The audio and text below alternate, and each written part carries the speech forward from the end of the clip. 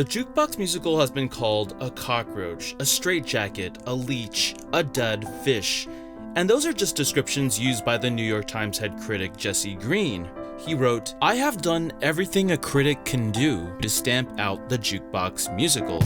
One of my pet peeves is the Jukebox musical. The animosity that the critics have greeted these Jukebox musicals. How about an original musical that's not a jukebox musical? So what is so bad about jukebox musicals? Well, nothing. Jesse Green wrote his jukebox hating rant in his positive review of the Jukebox show And Juliet, which has been running on Broadway for nearly 2 years at the time of this video's release. But even though it's playing at the Stephen Sondheim Theater here on Broadway, can And Juliet or really any jukebox musical even begin to approach Stephen Sondheim's levels of musical and thematic complexity?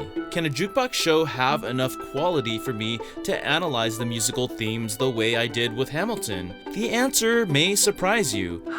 Wow. This is the problem with jukebox musicals, and how And Juliet solved them. And spoilers ahead.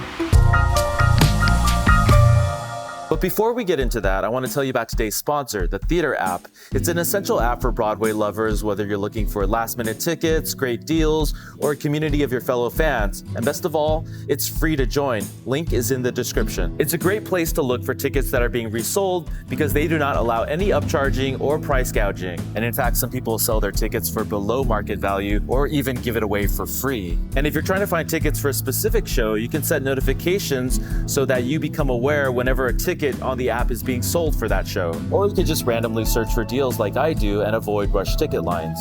And sometimes you're the one who's trying to resell a ticket, in which case it's super easy to do and there's no seller fees. But beyond trying to find tickets, you can also find your fellow fans through the reviews that are posted on the app, through curated lists, and through your own show diary, which is sort of like Letterboxd but for theater. And seriously, even if they weren't a sponsor, I would still tell you to join because it is that amazing if you love theater. So join today, link is in the description, and you'll be helping out the channel as well. All right, let's get back to the video.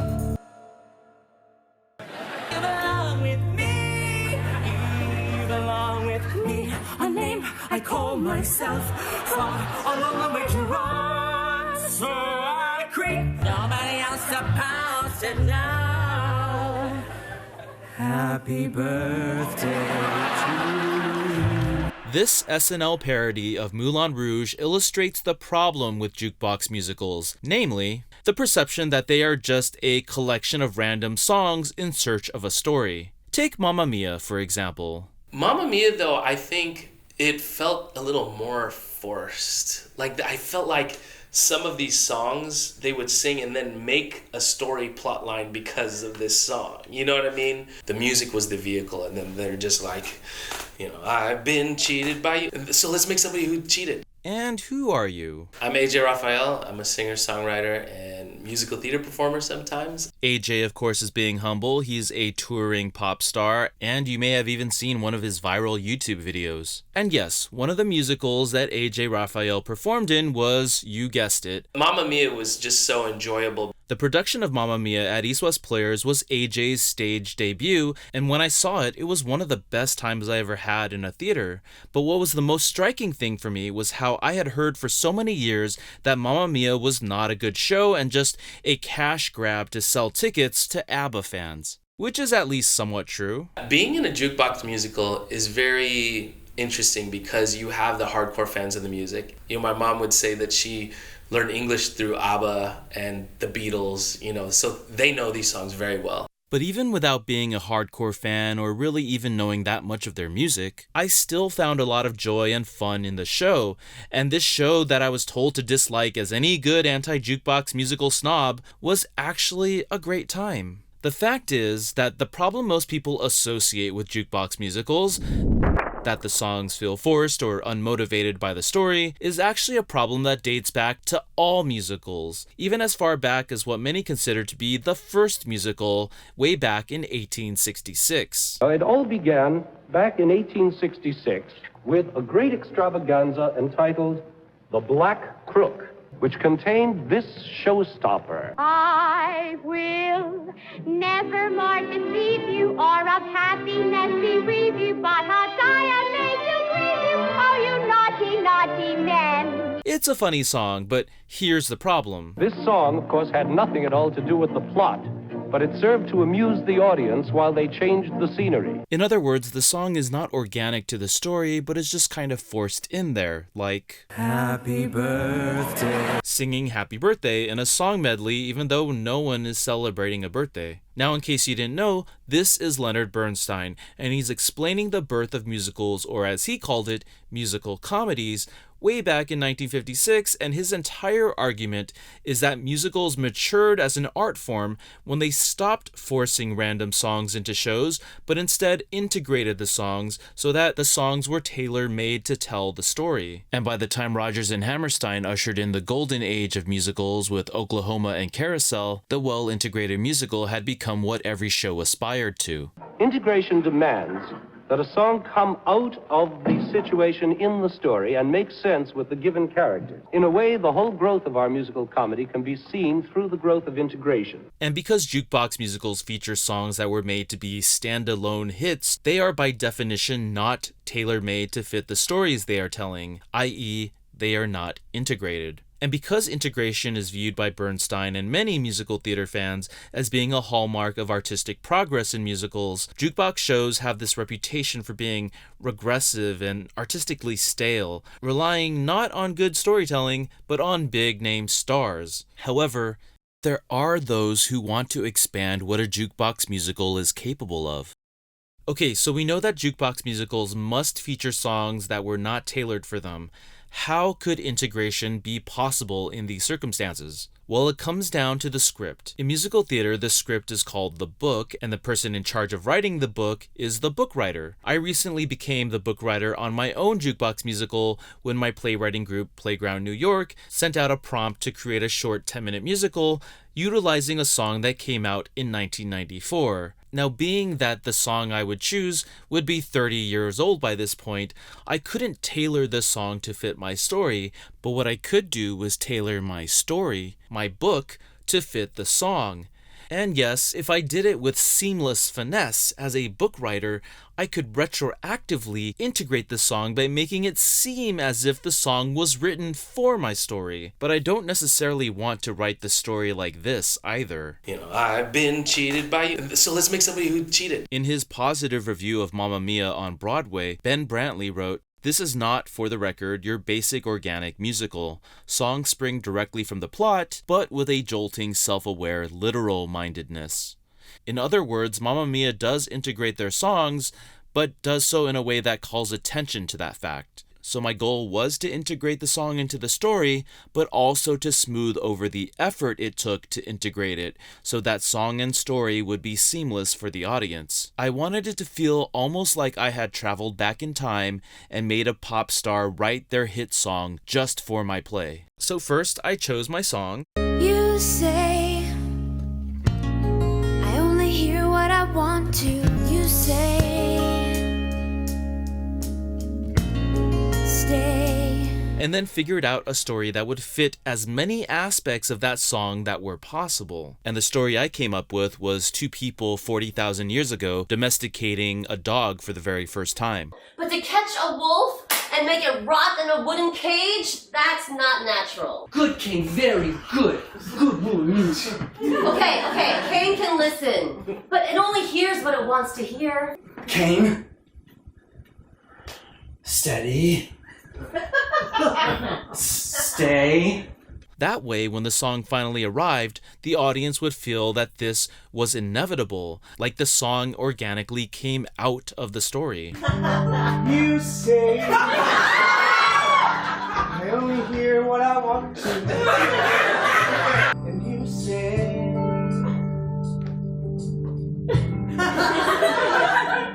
say.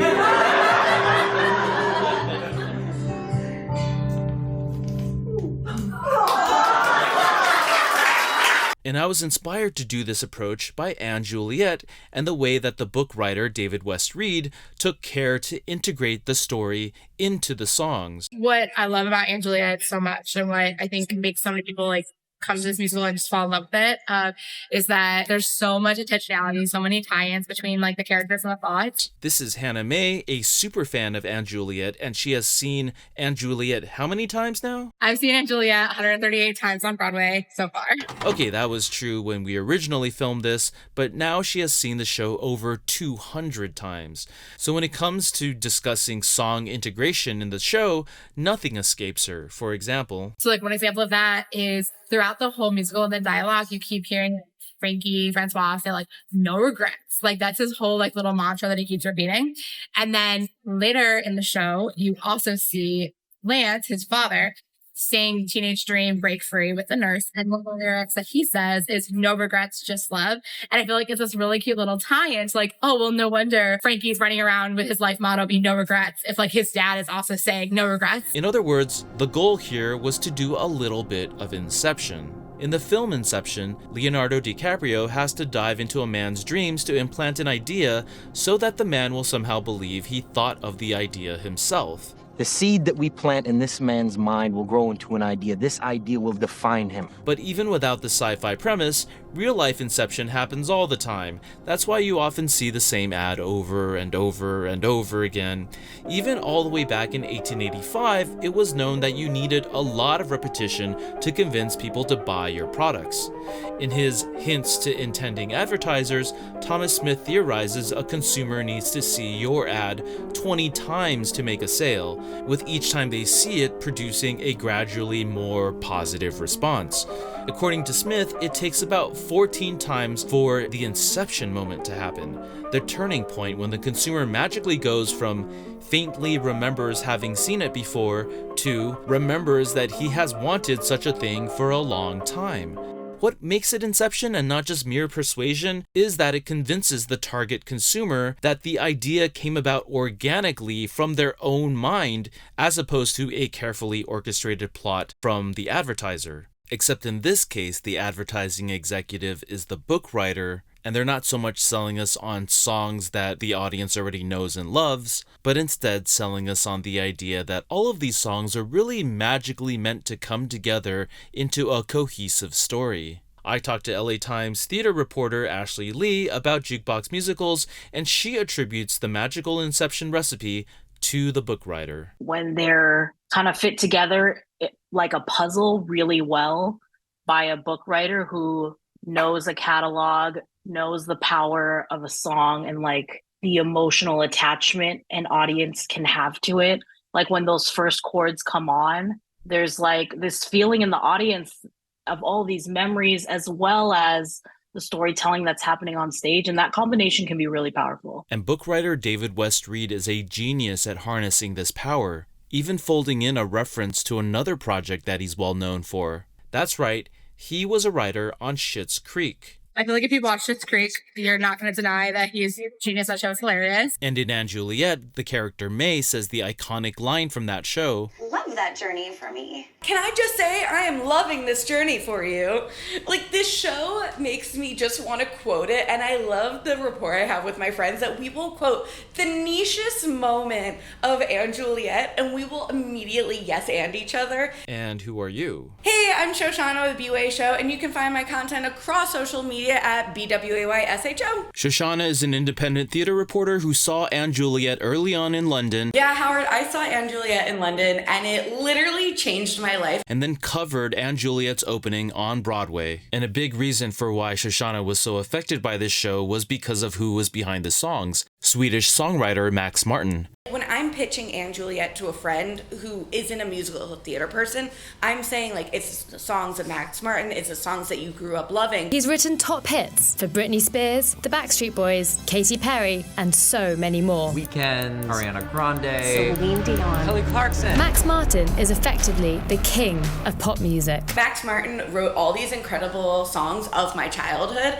and then they musicalized them. So then it became David West Reed's goal to make it seem like Max Martin wrote all of those hit songs over his 30-year career to make this one musical. And there's no better example of this than Max Martin's collaboration with Britney Spears, the artist that gave Max Martin his first #1 song with Baby One More Time. In fact, there are 5 Britney Spears songs in And Juliet, which makes this connection to Britney Spears one of the main attractions of And Juliet. It's Britney, bitch! She was the first concert I went to, and she is iconic in every way, and I feel like so many people see themselves in her, and like her return and like justice for Britney was such a big moment for a lot of us. But as fun as hearing your childhood songs in a musical may be, one of the main critiques against jukebox musicals is the way that these childhood songs were generally designed to be played on the radio as standalone songs, not to tell a larger story. So the thing about musical theater songs versus pop songs is musical theater composers always say you start the song in one place and then you end the song in another. There's either some kind of narrative development or emotional development that moves things forward. Whereas a pop song, those songwriters will tell you you're usually like meditating on like one emotion or one vibe or one setting, which is the problem jukebox musicals sometimes have, is because you have all these songs that don't move when you need things to move in a show. So how would a book writer solve a problem like this? Well, one way is to force the song to move, not by adding something to the song, but by taking something away. So with And Juliet, it is very much like they're using the same lyrics. But what they did was like cut and slice a lot of things. So like a lot of the times you're not singing the full song. There might be like a verse that doesn't make sense that was cut, or like a chorus that's like a repeat chorus that doesn't make sense. And so I think that that really helps to kind of allow for the storytelling to make sense and the lyrics to make sense. An even more efficient way of storytelling with pre-existing songs is to create a mashup where Juliet can sing about her problem with Romeo, while at the same time Romeo can sing about how Juliet makes him feel.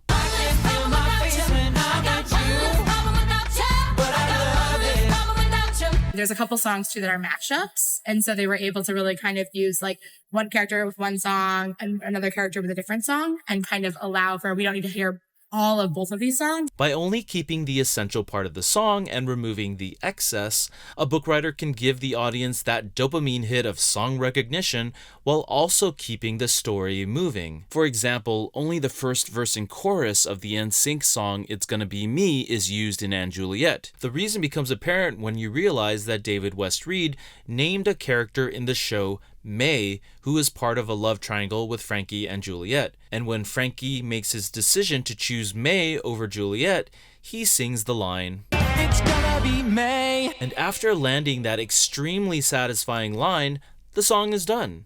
And you don't need more of the song because it peaked right there. Frankie has finally made a decision on who he wants to be with, and his decision happened to coincide with one of the greatest meme-worthy lyrics ever put in a song. Be so meme-worthy. Yeah, I knew one day they're gonna invent this thing called memes. See, because Max Martin wrote the lyric, "It's gonna be me," but when it came time to record the song, I sang, "It's gonna be me," and he was like, no. And he was like, "It's May." It's gonna be May. Specifically to Max Martin, parts of their English that were broken actually made them catchier songwriters because they would put words away that almost didn't make sense, but when you sang them, they were more memorable. And all it took to maximize the impact of this song in the show was for the book writer to realize that the character's name should be May, making it seem like Max Martin had planned it all along. And that's not the only name David West Reed incepted on us. One of the main characters is named Francois Dubois, or Frankie for short. That doesn't seem to have any significance until they sing the Bon Jovi song, "It's My Life."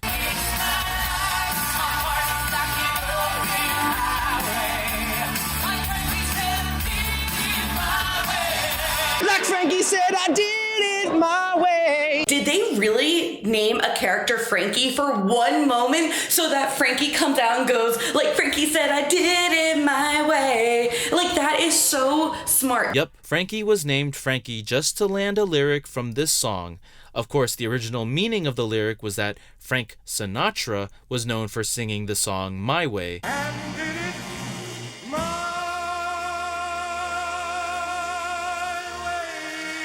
To make the line land even better, Frankie even has a line of dialogue where he says, "If I do marry someone, I want to be able to say I did it my way." And by planting these seeds in the dialogue and in the naming of the characters, David West Reed magically makes it seem as if the Bon Jovi song was referring to Francois all along. And there's one more hilarious name inception in the show, but we'll get to that later.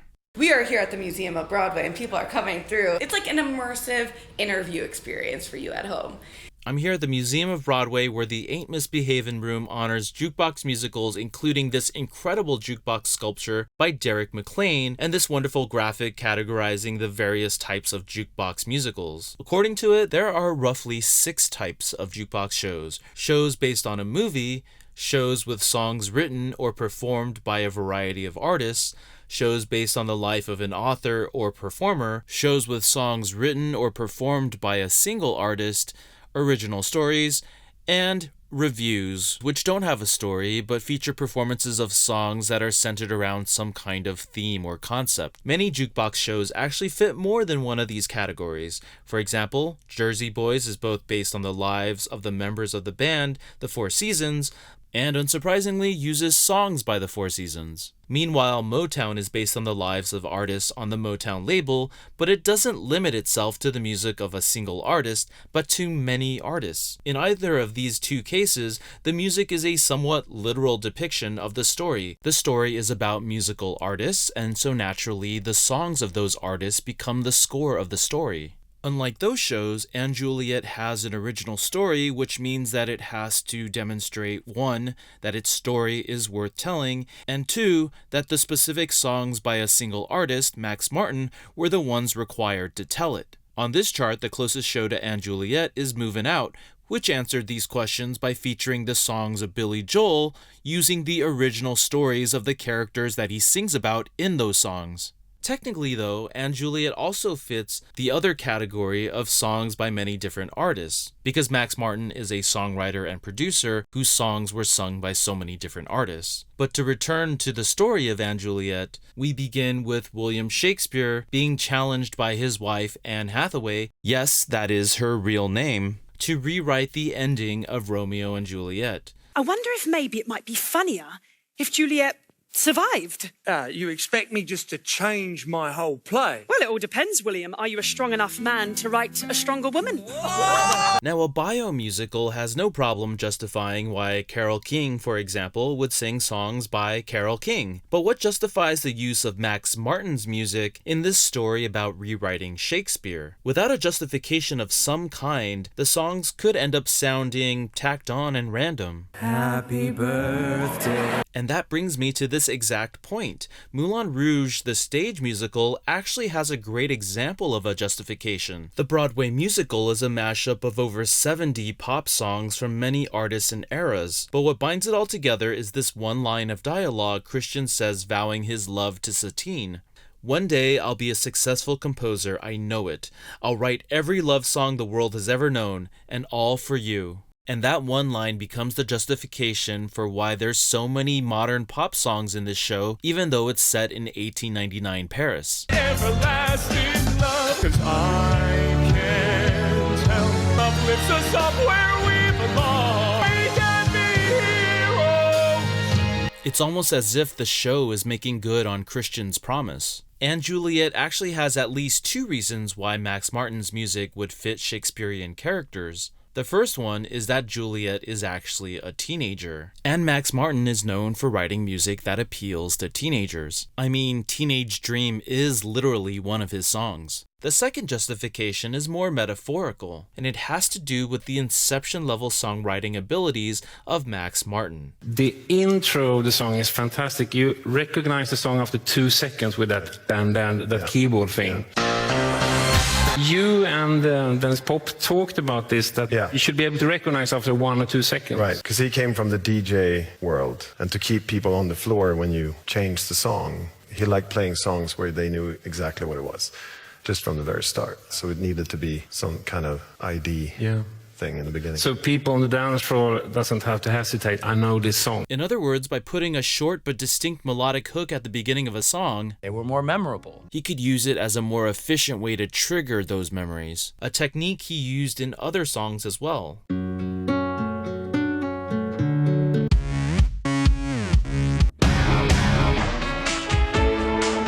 You know, you hear the ba-na-na-na-na-na-na-na.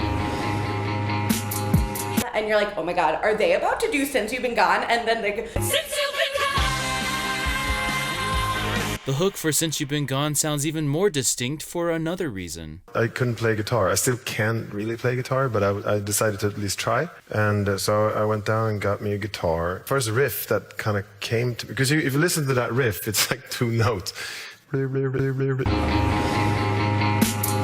You know, it's not like a dude who can play guitar. It actually sounds like someone who had just started playing guitar. Exactly. Yeah. Max Martin will sometimes even do Inception on the chorus melody by making it the same as the verse melody. The song Oops, I Did It Again begins like this. I think I did it again. So that by the time the chorus actually hits, Oh, baby, oops, I did it again. we've developed familiarity with it. Max Martin actually says the idea of the verse and chorus sharing the same melody was actually inspired by Prince. I have a term which is the Prince theory, when the verse melody is the same as the chorus melody. Because when the chorus comes in, you actually already heard it. There's another example of this from the song Blow. In the build-up to the chorus, he actually gives us a sneak peek of the chorus. DJ down, this place about to tonight. Before the real chorus actually happens. This place about to go.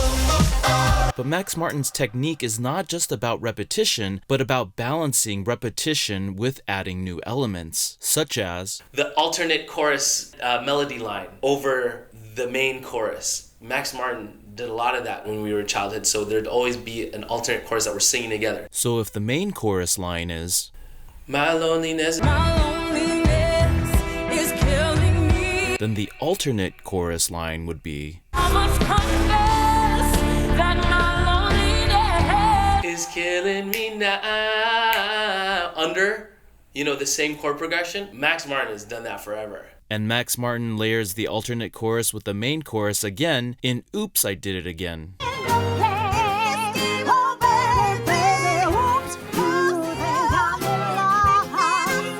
Max Martin has even given a name to these Inception-level songwriting techniques, melodic math. Well, there's all these things about, it's all, math. I think what we have is like a toolbox of problem-solving formulas. To finally circle around to why I'm bringing all this up, Max Martin's formulas are what allow him to do Inception to us with his songs. To stick an infectious idea in your mind is something that he has in common with the main subject matter of And Juliet's story, Shakespeare. And there's even a scene in And Juliet that talks about Shakespeare's powers of inception. In this case, his ability to coin phrases that we still use regularly today. William Shakespeare just kind of turns to the audience, breaks the fourth wall, and starts referencing all of his own things that he's created. So Waiting with Bated Breath, and he goes William Shakespeare. Shakespeare says, "Nothing to worry about, what's done is done." I invented that phrase, by the way. Look, Anne, you had your fun,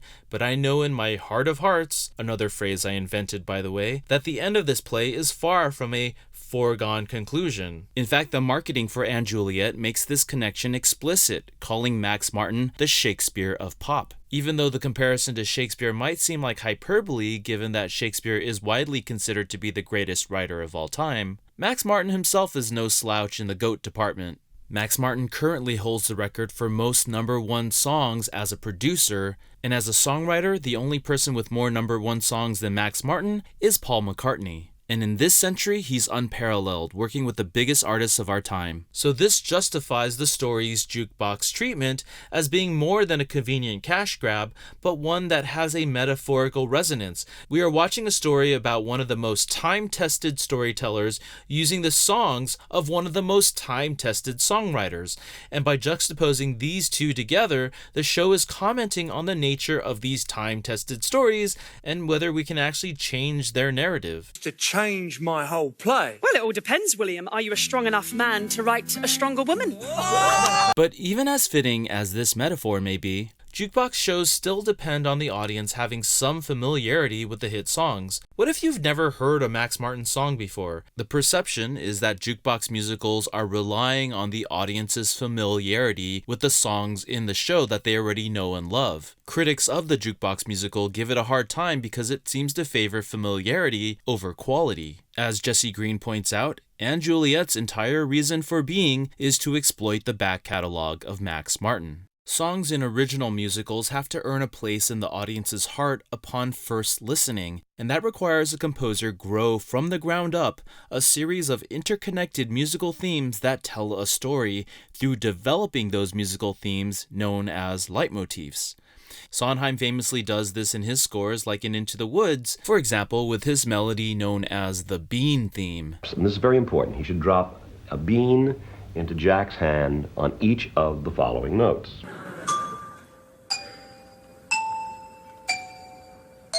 When they see the beans dropped in the hand, they will associate that 5-note motif throughout the rest of the show with the beans. The bean theme is sung by Jack because he climbed up the beanstalk. There are giants in the sky. The witch because she was the one who grew the magic beans. Don't you know what's out there in the world? And Rapunzel because she was raised by the witch.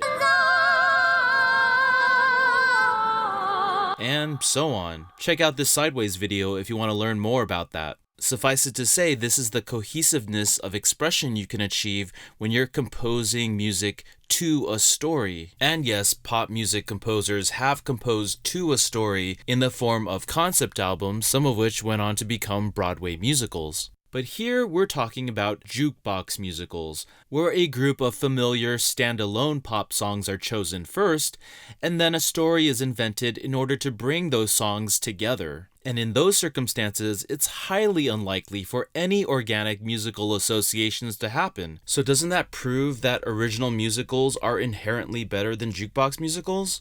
Well, it turns out jukebox musicals can strive toward more of the artistic quality of original musicals. And I'm saying this because And Juliet does it. And I'm not just talking about orchestrator Bill Sherman sneaking in a musical Easter egg, or David West Reed changing a lyric to fit the story better.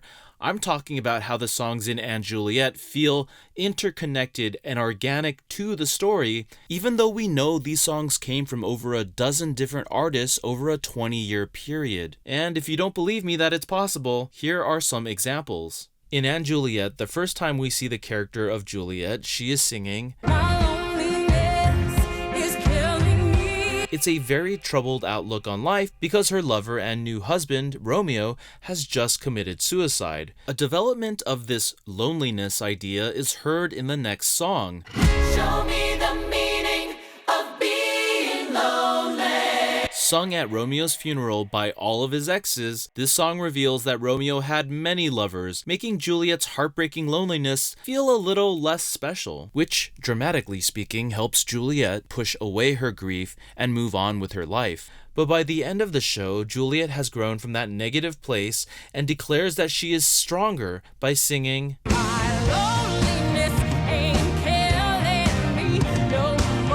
and yes, to make this connection to Stronger even stronger, orchestrator Bill Sherman does include the Baby One More Time riff at the beginning of Stronger. Hush, just stop. Now, how is it possible that a jukebox show has this much lyrical and thematic consistency? That wasn't written for this show specifically, but somehow came out of hit pop songs? Well, it's something that Max Martin and a lot of great artists do, which is built upon and reference their earlier work. It makes sense that he would do that since Britney was also trying to show her fans that she was growing artistically. Joseph Kahn, the director of the iconic music video for Stronger, said of the song, "I always thought this was the transition between Britney, the teenage pop star, and Britney, the sort of diva she became." Those are both songs that are Max Martin and Britney Spears collaborations.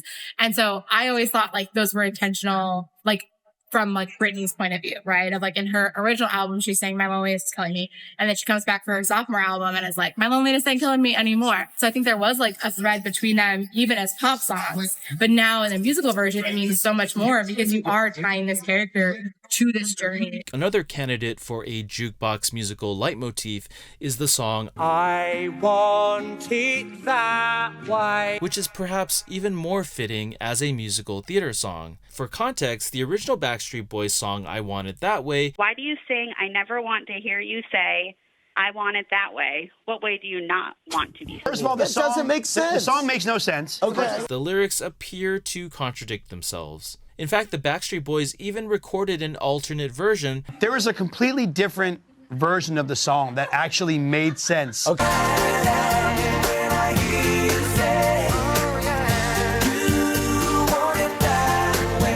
but the Max Martin version won out and got released because it just sounded better and catchier. They were more memorable. Cut to And Juliet, and without changing a word from Max Martin's original version, the song actually makes sense now, because the song has been turned into an argument from two characters' perspectives, William Shakespeare and his wife Anne, who are contradicting each other. I want it that way, but I want it that way. My God, and Juliet, when they're fighting through I Want It That Way, a song that makes no sense, and now it's like, wow, it makes actually perfect sense here.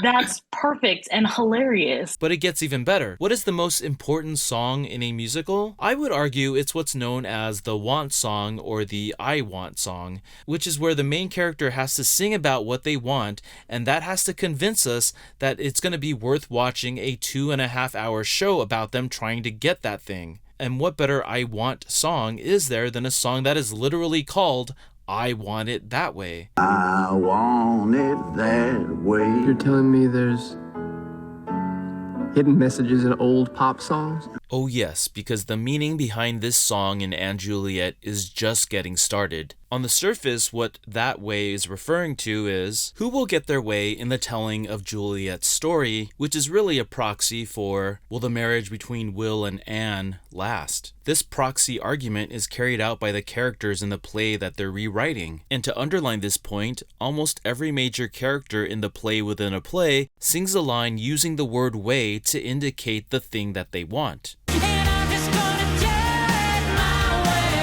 This girl will always find her way. There must be another way. I'll do it your way. Let's go all the way tonight. All of this culminates in Anne, who has written herself as a character in the play that they're rewriting, singing the song. And that's the way it is.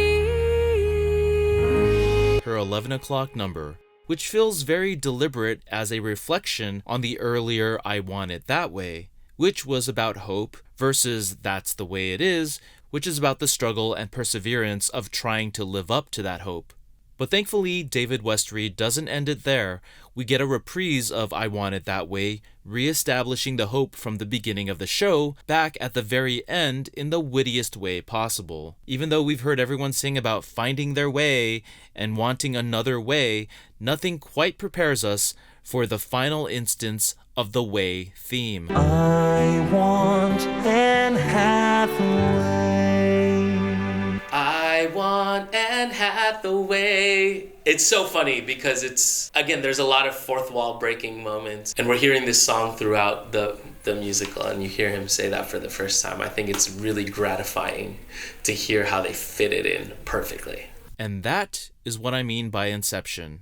We knew that I Want It That Way was the I Want song, and we knew that Shakespeare's wife was really named Anne Hathaway in history. Shakespeare's wife, her name is Anne Hathaway. But the combination of these two elements developed over 7 songs that run through the spine of the show's most important moments would be an impressive feat for an original musical, let alone a jukebox musical. It achieves the smoothness I talked about earlier between the standalone pop song and the story surrounding it. Now, there may be some of you who respond that the word way, This is the way. This is the way. This is the way. is just a very commonly used word. No way. Yes way. And that its repetition may not be Inception, but simply be a symptom of Max Martin's limited English. But even so, this repetition of way phrases ends up adhering to one of Sondheim's most cherished songwriting principles: less is more. And even if none of this sounds better than having an original score, rest assured, And Juliet has you covered with the song One More Try, which Max Martin composed specifically for this show. And then there's this one song that's written just for the musical. So if you didn't know it ahead of time, you're like, wait a second, I knew every other song. What is this? And that's because Max Martin is still writing songs. He's still producing numbers. And how beautiful for a jukebox musical to also have songs that are made just for the musical. Yeah, the thing I also really like about jukebox musicals is like the good ones will take a song and flip the meaning on its head and bring out a totally different emotional reaction from you, even if you had all of these memories and associations with it. This is really the type of creativity where jukebox musicals typically get to shine. And in the case of That's the Way It Is, the song itself has been transformed and reharmonized, meaning it has different chords than in the original song. Okay, so in the original it says, and I'm feeling sorry, and I know it will come to you, yeah. In the musical, it goes, But I know it will come to you. On the 4, to kind of open it up, because Anne Hathaway is kind of reminding Juliet of all these things. A Max Martin song, again, is so economical in a way. You can add so much underneath, give it even more depth than it does in the pop Celine Dion version, that they translated it very, very well. And this is one of the moments where I definitely cried in the play. Yeah, I really love the moment where Betsy, up on your face.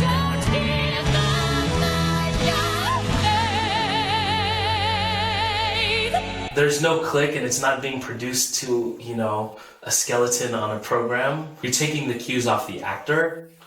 And I think that is why that moment resonates with me a lot, because it's a song that we know and love. And then you see somebody taking it as their own and making it, yes, their big, big 11 o'clock number in a lot of ways. This is the work of Bill Sherman, the orchestrator and arranger of And Juliet, who is also known for working on Lin-Manuel Miranda's projects as well. This type of reinterpretation is actually a core theme of And Juliet in general. Remember, the story is about Shakespeare and Anne Hathaway reinterpreting the story of Romeo and Juliet, so it stands to reason that the songs in And Juliet would also reinterpret their source material. Reinterpreting That's the Way It Is means that the audience now hears those lyrics to that song in a whole new light. In its original Celine Dion version, it's really upbeat and really fun. But I just kind of had always put that on and just kind of danced around. I hadn't really ever sat with a lyric. And this musical, like, you have to, right? Like, you have this moment where the person, whoever is playing Anne Hathaway, is like center stage and just singing that song with such intentionality, such emotion. And there's so many lyrics in that, like, you know, you just hear like, love comes to those who believe it. Like, I think that was like a throwaway lyric for me to hear, just like, yeah, like we're vibing. But when you have someone with that much stage presence, like saying, no, like love comes to those who believe it, like it really hit me, and like how much love is open and is to all of us in all forms of love. The song Teenage Dream by Katy Perry is originally about being a carefree teenager. Katy was 25 when that song came out, so her relationship to being a teenager wasn't too far off. But in And Juliet, the song Teenage Dream is sung by middle-aged characters, so their declaration of finding love and feeling young again makes the song even more meaningful. We usually see the love interest as the Juliet, Romeo, Frankie age and May of it all, but getting to see Teenage Dream, this is another way that a Max Martin hit was repurposed into a Broadway song where you hear the first notes and you're like, are they really doing this? But it's not all about honoring the source material. A jukebox musical can also make fun of the source material. For example, on the surface, the song As Long As You Love Me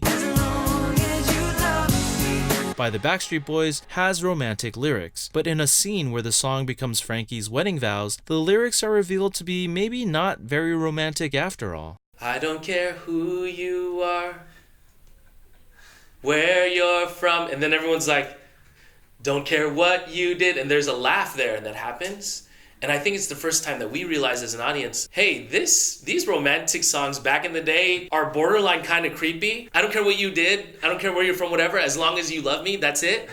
And Frank, they really play on that. And that's his vows. And then Juliet says, those are your vows? I've been singing that my whole life and did not realize that that's kind of crazy. But all jokes aside, jukebox musicals can also practice acts of inclusion, which can have more impact when it shows the hidden depths of a mainstream song. Perhaps one of the most poignant reinterpretations in And Juliet is the use of the Britney Spears song, I'm Not a Girl. The song was originally about that feeling when you're not quite a child anymore, but you're also not quite an adult yet. But in the context of the show And Juliet, the song is reinterpreted to mean feeling caught in between in a different way. this song that used to be like just limited to like female empowerment around like Britney Spears from like the Crossroads movie and all that really great stuff that we got growing up, it now gets to mean so much more to an entirely different community. And that doesn't take away from any of the meaning that like I had in that when I first heard that song years ago, but now we get this extra layer of representation that is so special. And you get to have like a non-binary actor singing a song as a non-binary character that's exploring their non-binary identity and like the challenges that they are getting from the world just for being who they are. When May sings Not a Girl, Not Yet a Woman, and I've seen a lot of my like trans and non-binary friends who were maybe having a rough day or like were not feeling as validated, and we went to see And Juliet together, and they are just silently sobbing under their mask, and like the mask is catching the tears, and I'm like, this is why we have this, because while other people might not see it, they might not understand it, the people who it's for are feeling really represented, and that's gorgeous to see. So I think it's a really extra thing where you took something that was already so beautiful, that already had so much meaning, and you just added even more to it. And I think that's the kind of stuff that gives me goosebumps about this musical and keeps like me coming back over and over. Who's your sister? Absolutely. So my sister is Jasmine Rafael. They are in the production of And Juliet that is currently on Broadway. But me and my sister, we always used to perform for all the Filipino parties growing up. A lot of Filipino families relate to this, where they just kind of put you on the spot and have you perform in whatever way. We would perform together at birthday parties. We'd do I Just Can't Wait to Be King, and I was Simba, Jasmine was Zazu. And then we'd also sing like A Whole New World together, of course, and things like that. But we would sing Backstreet Boys songs to a video camera, home video camera. And one of them was Larger Than Life.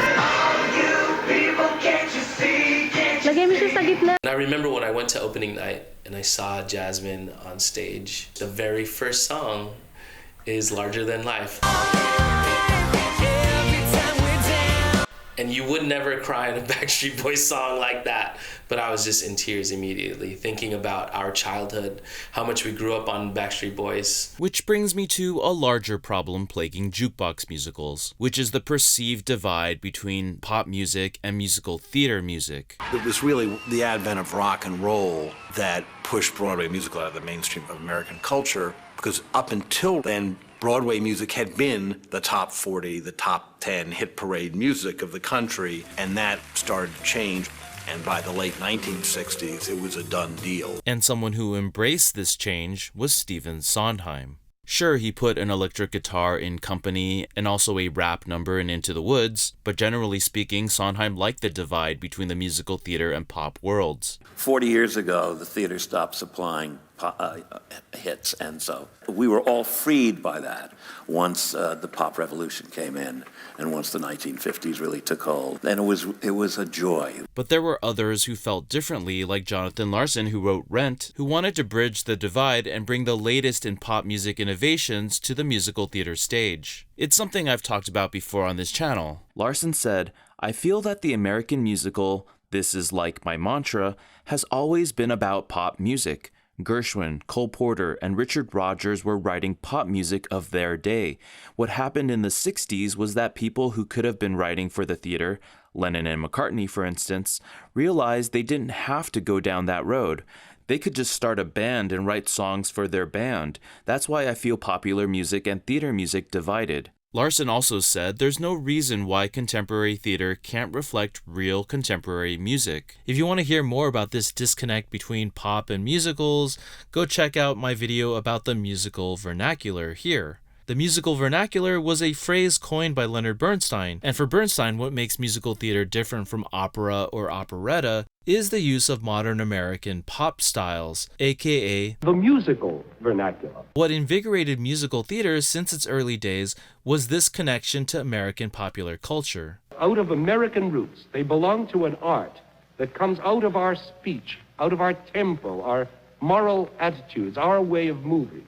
And out of all this, a new form has been born. In a way, jukebox musicals are an attempt to fill in this gap so that new innovations in speech, tempo, moral attitudes, and ways of moving can still enter and invigorate the art form of musical theater. For example, the year before Hamilton came out, another fully hip-hop oriented musical had been on Broadway, Holler If You Hear Me, a jukebox musical featuring the songs of Tupac Shakur. Even the marketing for this show felt it needed to assure traditional audiences that hip-hop could in fact work in a musical. I'm not certain that people will even be able to control themselves when they hear how well hip-hop works in the theater.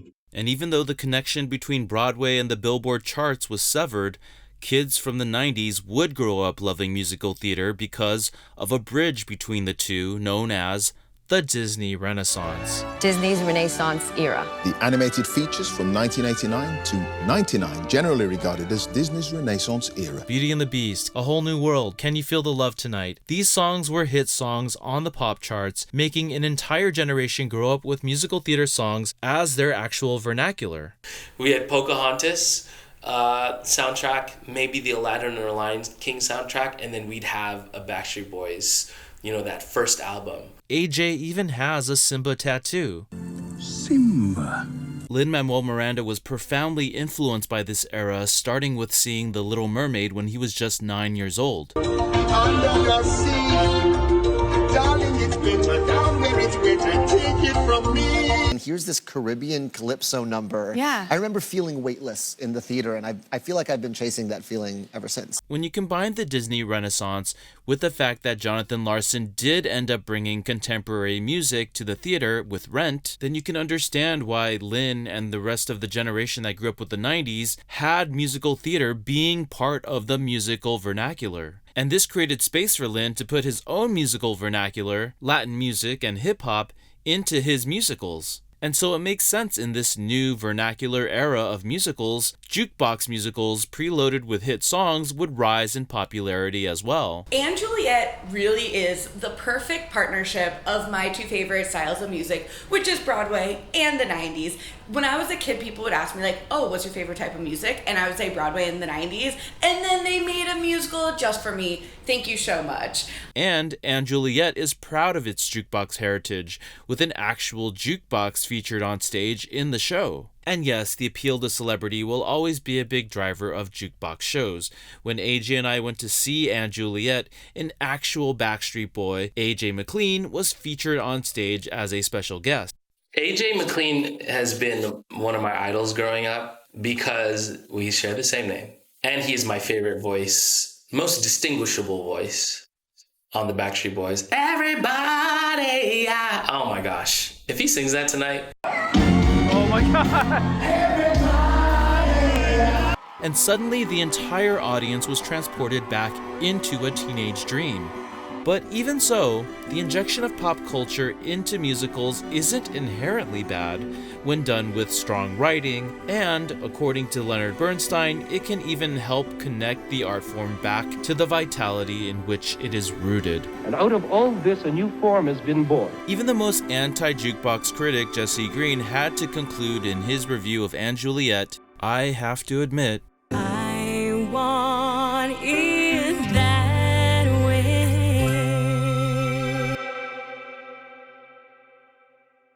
Thanks for watching. I'd also like to thank my patrons on Patreon, including my newest patrons, Timothy Politano and David Hafner. I'd like to thank my collaborators in this video, including AJ Rafael, BwaySHO, Hannah May, Ashley Lee, the Museum of Broadway, and the Theatr App.